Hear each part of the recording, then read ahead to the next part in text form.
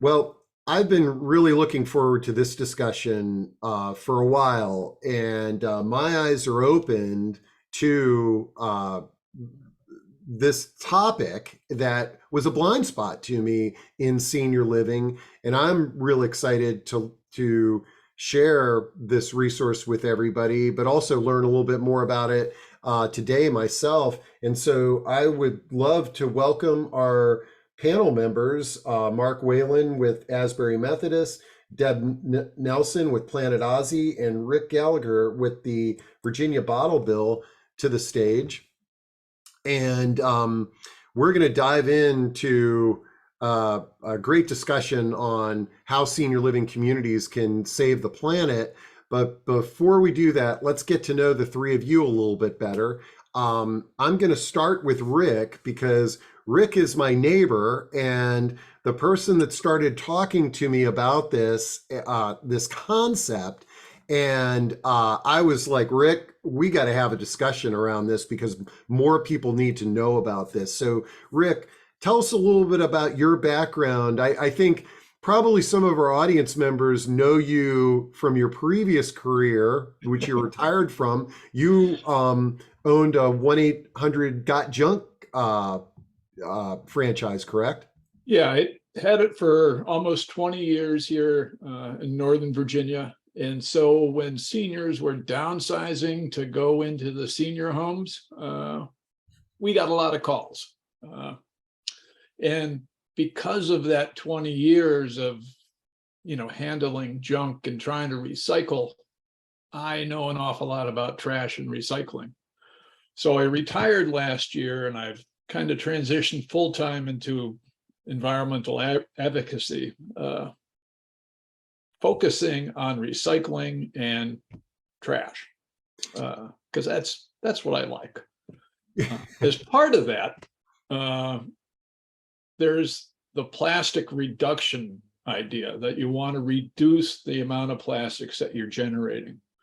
And so I found a group that is promoting the use of reusables. What I found was usually in restaurants, but then there's this whole world I found that, they have reusables. And it was personal when I went to visit my mother up in Connecticut, because she's in a senior housing. And everybody with COVID was consuming 4 or 5 plastic containers at a day. And there's 100 people up there and everybody was annoyed at the amount of plastic. So then I started hunting around online to see, what could be done. And I found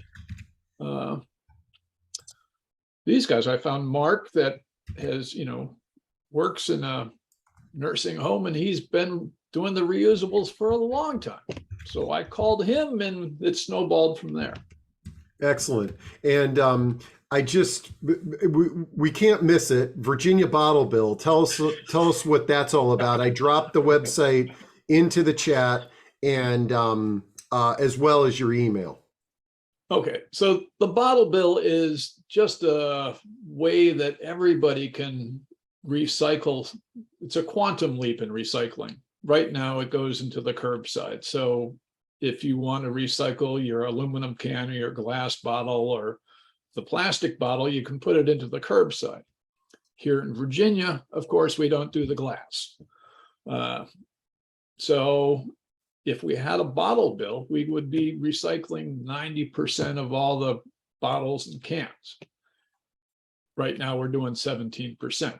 Ooh, okay, so yeah.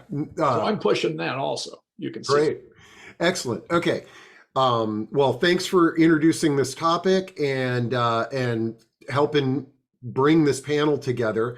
Next person that I'd like to get to know a little bit better is Mark Whalen, and I want to correct Rick.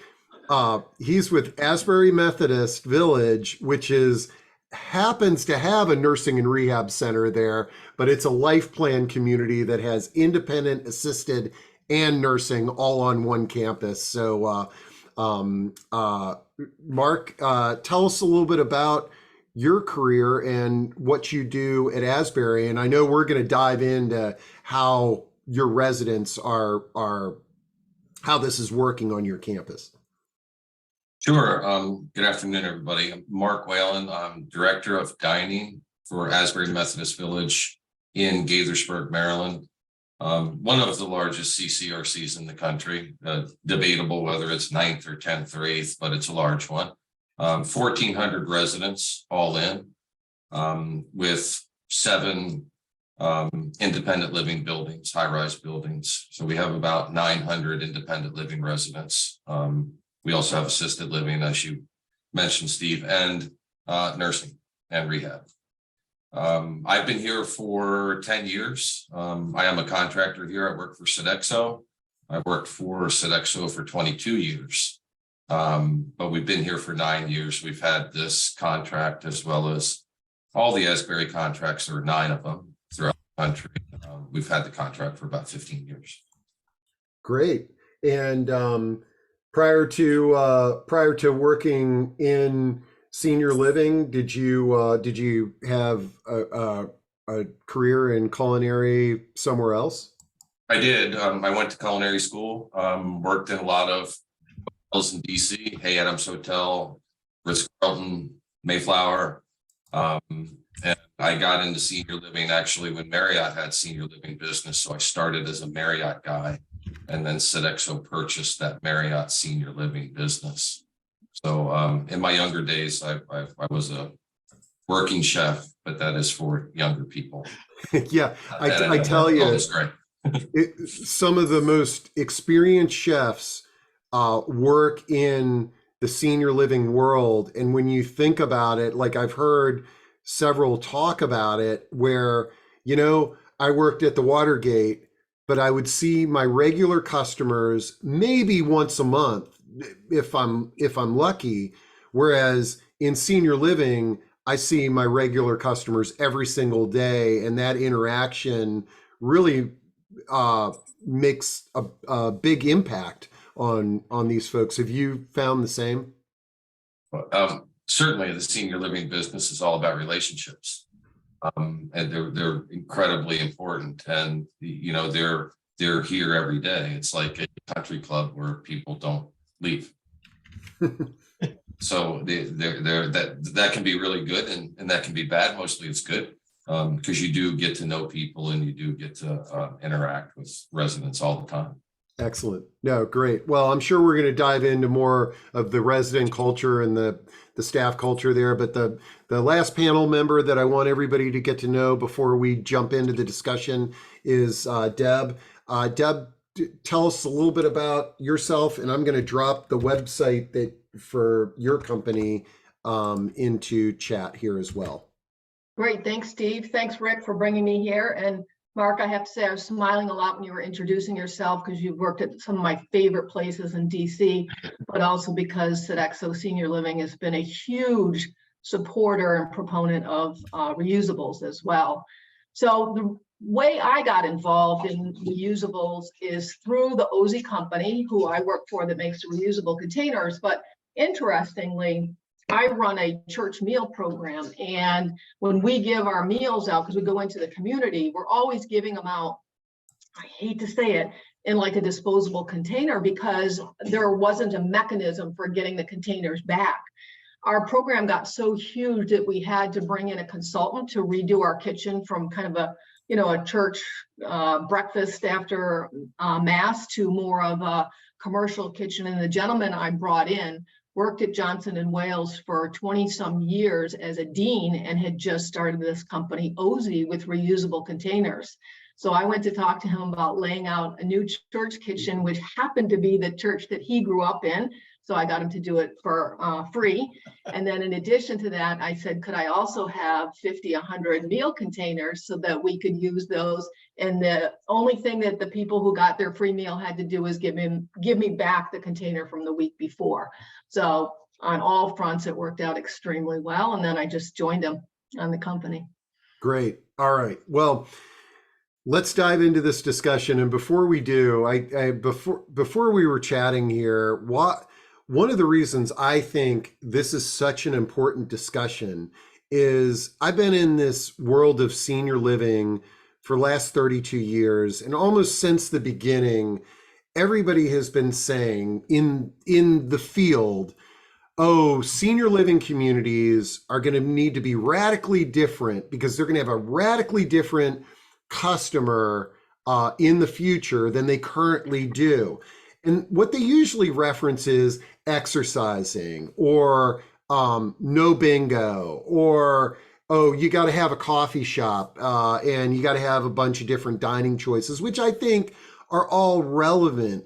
But when Rick introduced me to this topic and I started really thinking about it, I was like, I think that if the current and future group of senior living residents had a choice of 3 different communities, and one had a robust recycling program and activated the residents in a variety of ways in that area, and the other 2 were sort of, hey, it's just, you're here to live, what have you.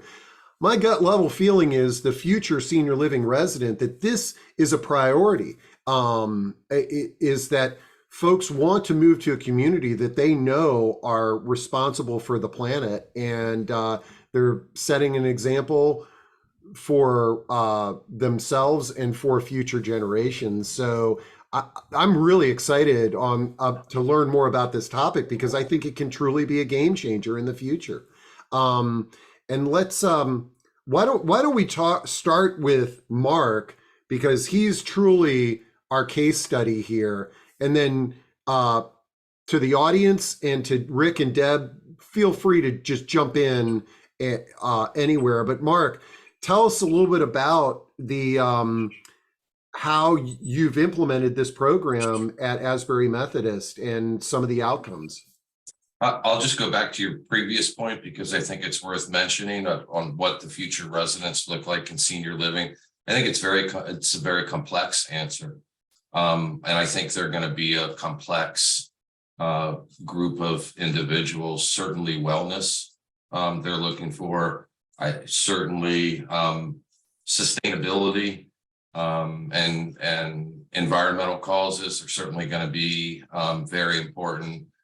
Programming, food, when you can get it, how you get it, all those things are going to be incredibly complex. I know this community made a huge investment in wellness. We have a rock climbing wall here.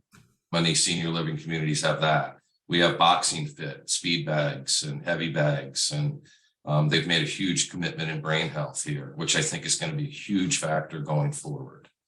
But to answer your question, how we got here, more on this topic, it was March of 2020. I'll never forget it. I was in Atlanta, and my operations manager called me and said, everything, I think it was March 15th, 2020, we have to shut all the dining rooms down. Everything shut down. So we obviously had to scramble to feed 900 independent living residents in their apartments. Disposable containers became very scarce for us very quickly.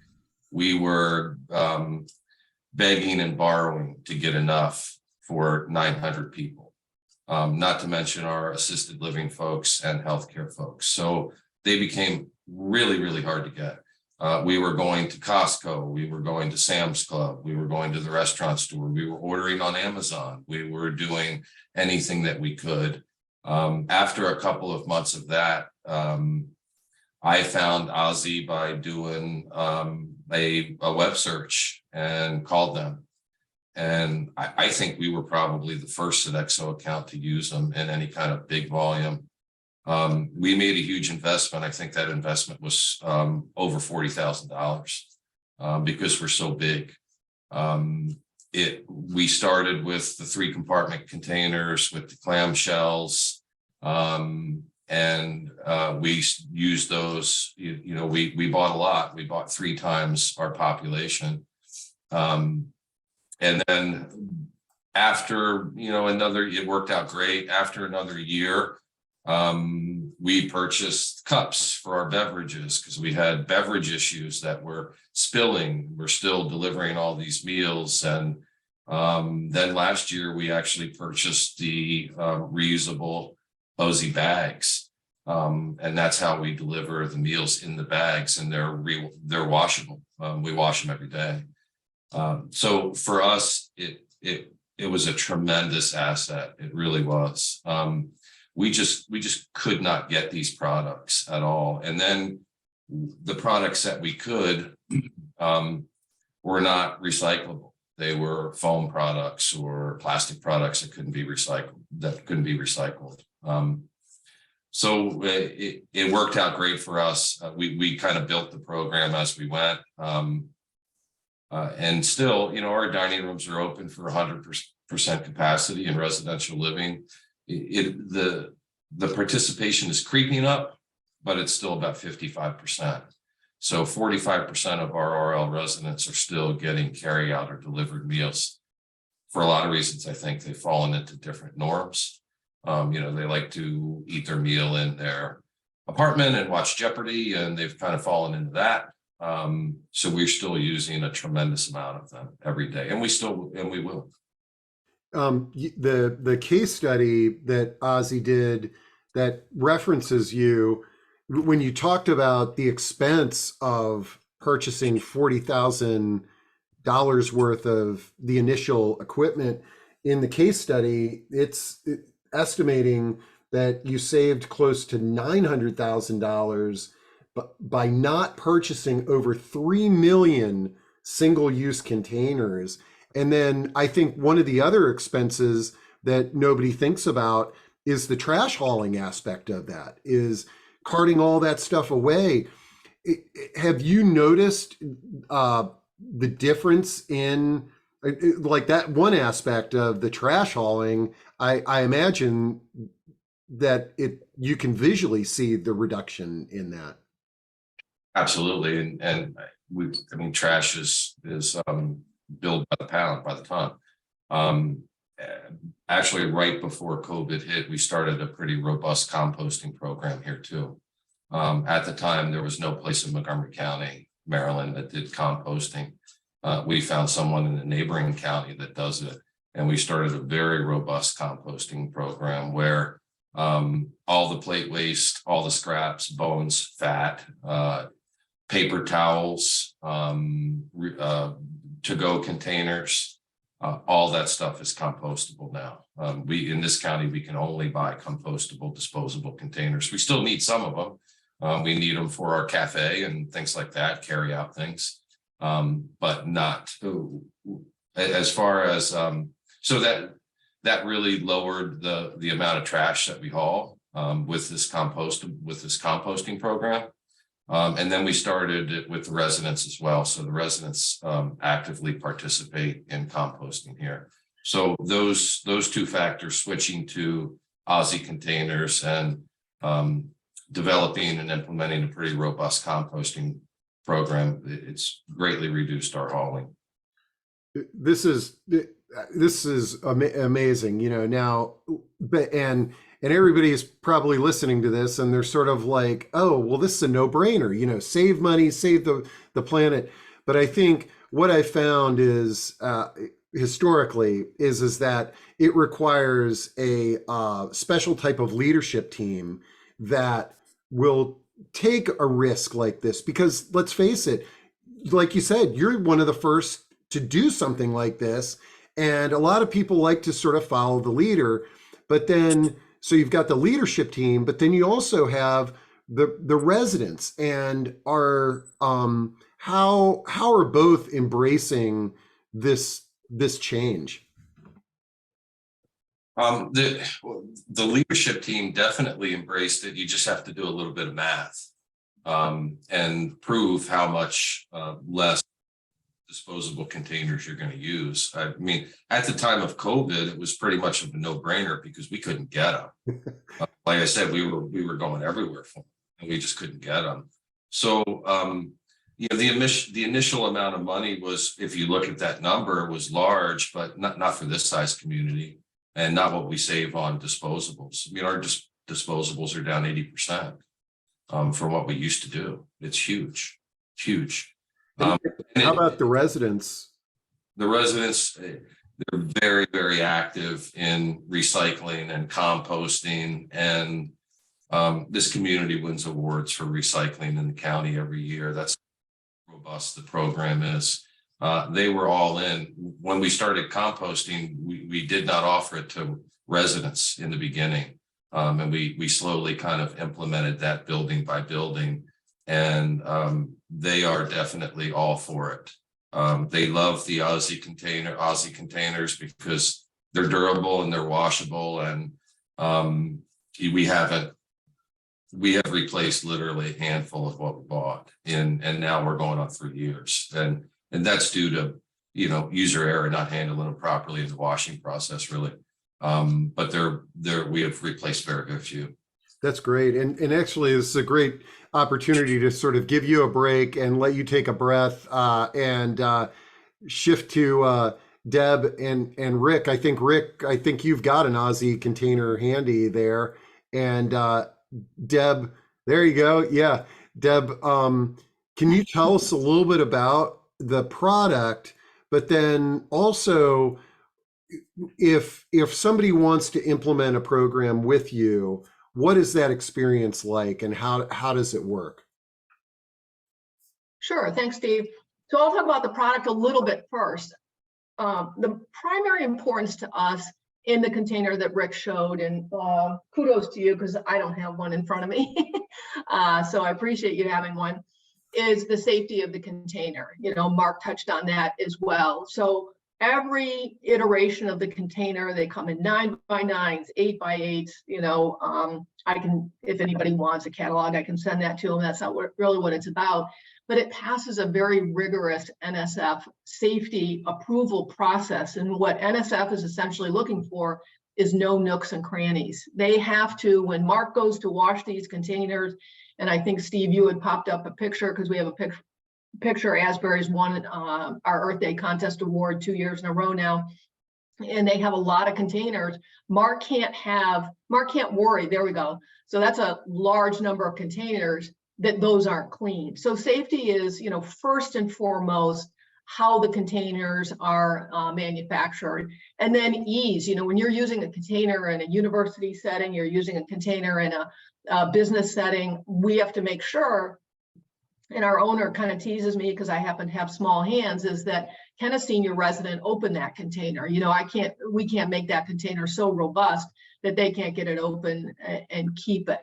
The other thing that we're extremely proud of that we started this year is that container, when it reaches its end of life, whenever that might be, we take that container back, we grind it down, and we can make additional products out of it. So currently, I know when Rick was showing his container, it's got our reusable cutlery in there. All of our reusable cutlery, anything that has a black base to it, can be made from those containers. So that's a new thing we started this year. And the other piece that we're so proud of is it is made here in the USA. So it's not hard to get them. To Mark's point, there was an extreme shortage of disposable containers when COVID hit. So it's always been important to us to keep, you know, a strong inventory of those containers. So how do you implement the program? I can honestly say that almost every single program is unique. You know, we can have a setup at, let's say, a university where they've got an automated collection machine to make sure a student diner doesn't walk away with that container and we never see it again. Obviously, we don't want those containers out in the universe. They've been tested for 1,000 washes by Ecolab. We want to make sure they get used 1,000 times. So the most important thing is to bring them back. You don't have those challenges at a senior living center as much as you do in a university setting, so you don't need an automated collection machine. So the iterations of the programs might look different at different sites. Typically what happens is they contact us and then we walk through what would be best. It's unusual at a senior living center that we have to have an automated collection, but a site like Mark's, it's extremely large site, he might choose to put an automated collection in his assisted living or independent living. Somebody else might choose to put the manual collection in. But again, typically it's just the containers that you're kind of swapping out your disposables for your reusables. Does that make sense? Yeah, absolutely. And when we chatted before this discussion, you had mentioned that universities are probably your largest customers. The senior living is a new and growing one, but the we all know college students, and they're getting a container like this. It may never see the the return, and I guess you've got codes so that somebody can't order more food until they return their the container that they got last night or what have you. Yeah, just as Rick's showing on the bottom of the container is a barcode. So when you put it into the OZZI machine, it gives that student diner a virtual credit if they're on a card program, or gives them a simple token, and that's what they use to get their new container. Again, it's important to us that we keep all the containers in the system. Yeah. Now, Mark, talking about the cleaning and the safety, did you have to invest anything to in special dishwashers, or have you, or did you find that you were able to keep these hygienic with your current system that you had already in place? Certainly our large dishwashers are fine for that. They do a great job on them. We purchased some racks, some washing racks and some drying racks, and we purchased a bin to collect, and that's about it. Great. We don't do the tokens or anything like that. In general, your residents have not sort of displayed any sort of hoarding or collection of these. Well, I don't know about that. Oh yeah. There's always a little bit of that, but yeah, for the most part, it hasn't been a problem. When we first implemented, we put in a $20 fee. If we don't get them back, we never charged anybody for it. Just kind of worked with residents. We need them back, obviously, so we can wash them and sanitize them. If you buy enough, you don't have to worry about that. You have to buy enough for one complete turn. Yeah. So if you have 300 residents, by 600 or 700. So we always have enough, but we need them back. Basically, how it works for us is if there's a delivered meal or a pickup meal, again, it goes into an OZZI bag. And when the residents are done with it at night, they put it out in front of their door, just like you would a room service tray. And first thing in the morning, they're picked up. Oh, and Rick's got a bag, and I've got everything. And I've got here's a picture of one of your residents receiving their bag. Yep. Great. All right. Well, Deb, any so obviously, and now Mark, all of the Asbury communities in your network are now utilizing this program, correct? Yes. Well, hats off to discovering something that went system wide. And let's see, Kristen is asking, are OZZI services available in Massachusetts? Deb, do you know of any senior communities in Massachusetts that have implemented? But I'm sure you can work with people in any part of the country, correct? Right. We're in 48 states. We're in 7 countries. So yeah, we do have several robust organizations in Massachusetts. One that I've really enjoyed working with is Fox Hill Village. That program was initiated by the residents. I remember one evening at 7 p.m. on a Zoom call being interviewed by the residents as to how that was going to be implemented. So it's not unusual, back to something you had said at the outset, Steve, that the residents are the ones that are bringing the program. We're working with a program now in Virginia that's vetting us, and the residents interviewed us last Friday. So, and here I'm going to share my screen with the location of the Asbury communities, and if you go to asbury.org, you can see the location. And right here in Maryland is where Asbury Methodist Village is, but they have communities throughout the East Coast. So Deb, for those folks out there that are shopping for communities, they can reach out to you and you can tell them where your clients are, but then also they can reach out to you as residents or prospective residents to say, hey, I would really like a program like this to be implemented in this community that I live in or that I want to live in.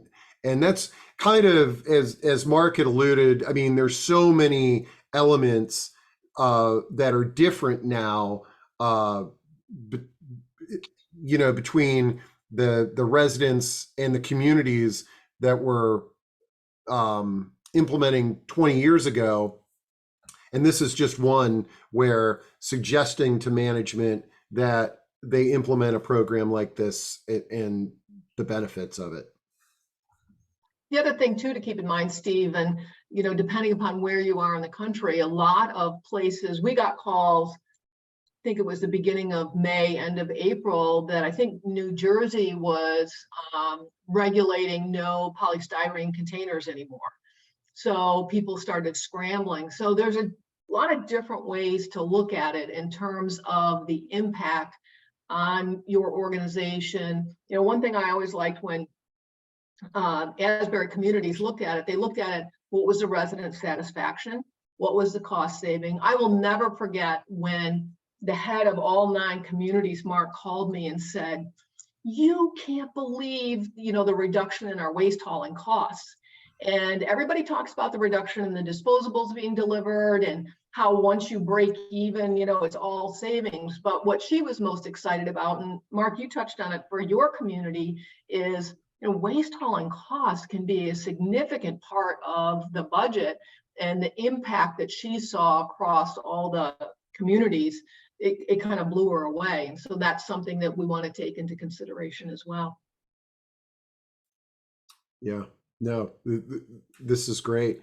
Mark, any sort of, I know you shared with us the overall of your program, but any sort of interesting stories that you might share related to this initiative and your composting or other recycling initiatives that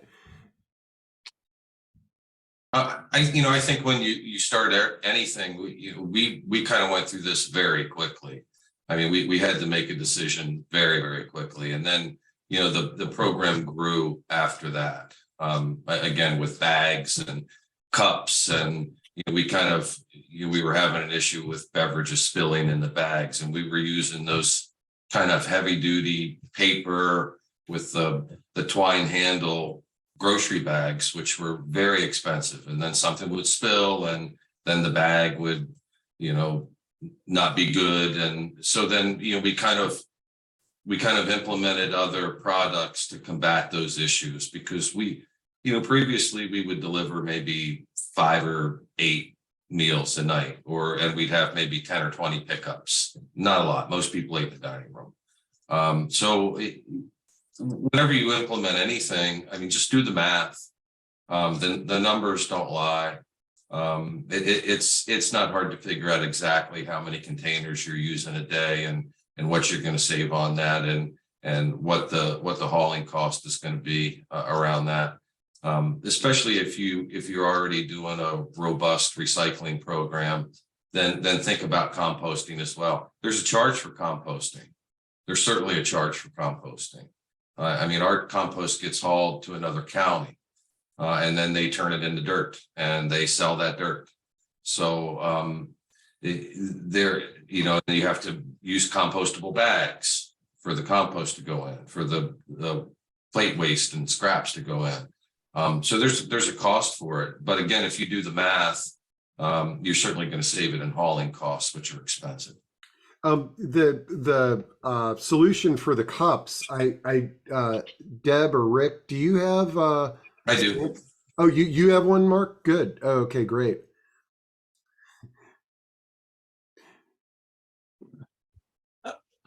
There we go. Oh, wow. Okay. So now that's a cup that could tip over and nothing is going to spill out. Correct. That is amazing. I think I need to get that in my house because we have a spilling problem. Oh, that is really cool. The well, this has really been. Can the OZZI be used in a microwave? Yes. Yes, for reheating. Every microwave, as we know, is a little bit different. So really think of it as reheating at like a 30-second. It's not meant to be cooked in at all.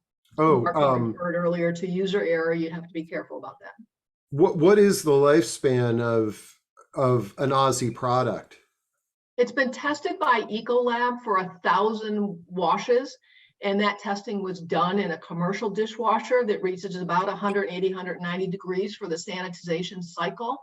So it's guaranteed for the first 6 months. If you're a student and you're throwing it in your backpack to return it, you might not get that 1,000 uses, but I would say more in a senior living setting, you're probably going to see much higher. What would Much higher. Okay, so just in context of your setting there, Mark, if you purchased this initial group of $40,000 worth of product, how long with your usage would you expect that to be usable? I still have them. I mean, we may have replaced, and it's probably not even this much, maybe 100 pieces. Okay. Thousands How of do you pieces. how do you Thousands. detect how do you detect when a piece needs to be removed from the inventory? A resident puts it in the oven. Oh. That's Well, not good. let's pretend that it's just being like, how can you measure the 1,000 washes that Deb referenced? Or Deb, do you have a way to do that? No, we don't look at the life of every single individual container. Like Deb's container one has gone through this many cycles. If you happen to see we've changed our latch so it won't break off, but let's say the latch were to break off or a hinge became weak, then I would just replace that container. Okay. That's what we see, hinges, basically. Okay, good, excellent. Yeah. We have 85 or 90% of the original order is still in use, and I that love it. March 2020. And let's see, Martha has a question. I may have missed it in the first few minutes, but what are these products made from initially? I'm curious whether they start from sustainable manufacturing. We did mention that you guys have a program to recycle the programs, but what about the manufacturing of them? It's made out of polypropylene, number 5, no chemical additives that we would be concerned with. It's been tested for all of that. And again, it does go through the NSF testing, which is probably the most rigorous. We did just get the very thorough UL certification, which goes to how it's manufactured from a green perspective. And the fact that we do take them back and recycle it and make it into new parts, particularly the reusable cutlery, and we can use it to make an opaque container. And nobody wants an opaque container because you can't see what's in it, but they'll take an opaque bottom.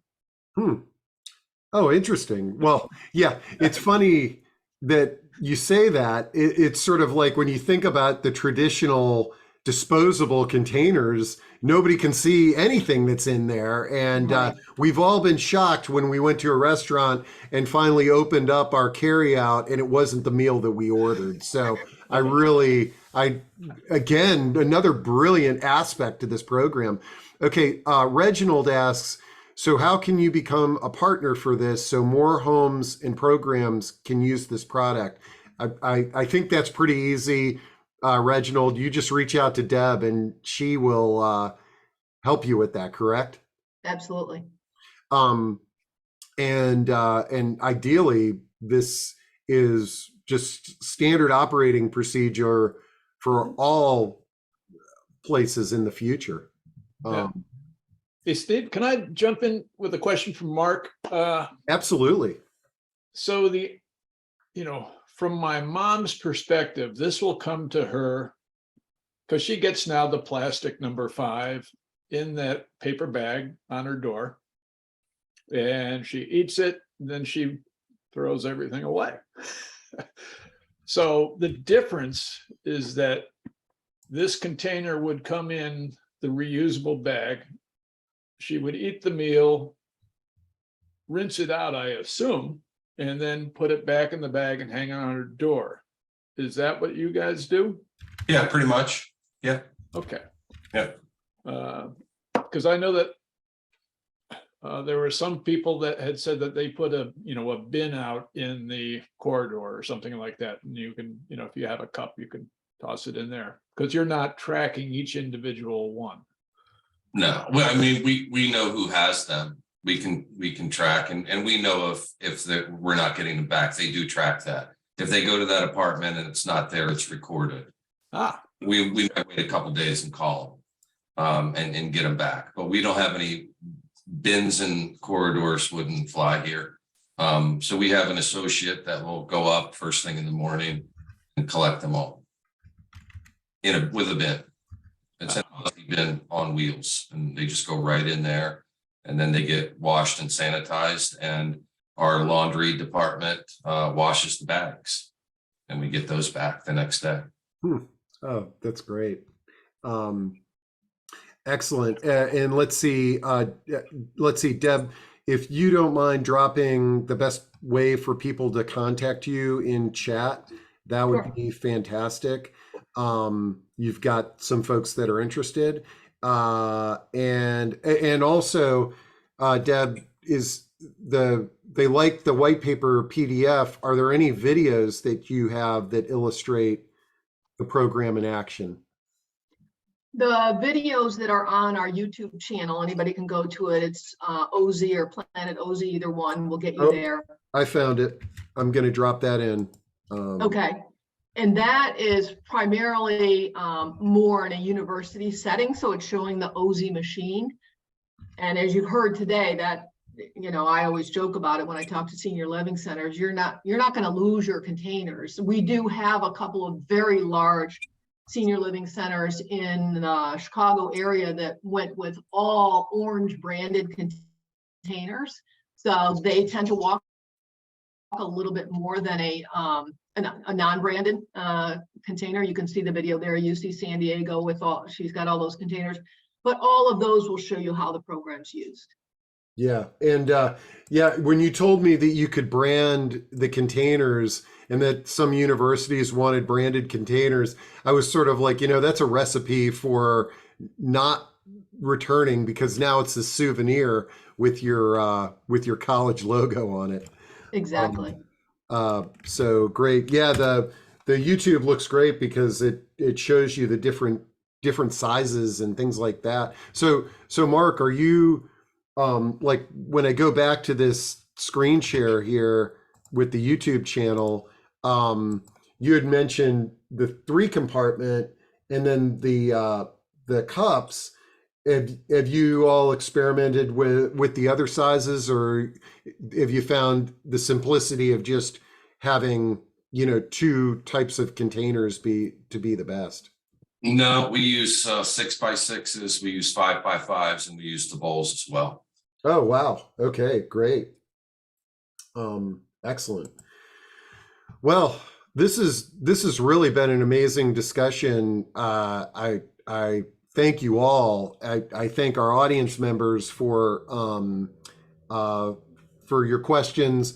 I really think one of my main purposes is the recording and getting the word out that this is available, and hopefully someday in the near future, this is standard operating. Is that senior living communities don't use disposables, and but I want to give each of you the opportunity to sort of make some closing words of wisdom.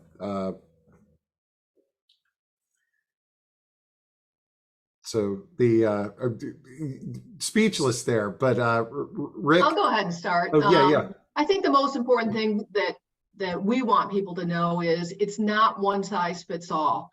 Mark's got an extremely robust program. I think you're absolutely right, Mark. I think you were our first call when COVID hit, and you've built a beautiful program.